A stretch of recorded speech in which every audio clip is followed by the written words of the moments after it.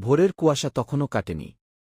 হঠাৎ গ্রামের বাঁশঝাড়ের দিক থেকে ধূপধাপ শব্দ। একটা অস্বাভাবিক বড় মুরগি গ্রামে ঢুকে পড়েছে। তার ডানা ঝাপটায় ধুলো উড়ছে, আর সবাই ভয়ে ছোটাছুটি করছে। গ্রামের শক্তিশালী কৃষক হাশেম, যিনি প্রতিদিন লাঙল তোলাকেই জিমের ব্যায়াম ভাবেন, দৌড়ে এলেন। সবাই তাকে বডি বিল্ডার কৃষক কি বলে চেনে। দড়ি আর লাঠি নিয়ে তিনি সামনে এগোলেন। মুরগিটা ছুটতে চাইল, কিন্তু হাশেম ঝটপট তাকে কোণঠাসা করে ফেললেন। তারপর খাঁচার ভেতর ঢুকিয়ে দরজা আটকে দিলেন।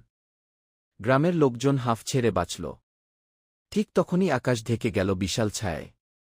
একটা বড় কবুতর, প্রায় ঈগলের সমান, ডানা মেলে নেমে এল। তার চোখে ছিল তীব্র দ্বিধা।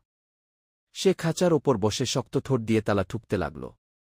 টং টাং। কয়েক আঘাতেই তালা ভেঙে গেল। মুরগিটা বেরিয়ে এল। তারপর তারা দুজন এক ঝাপটায় আকাশে উড়ে গেল।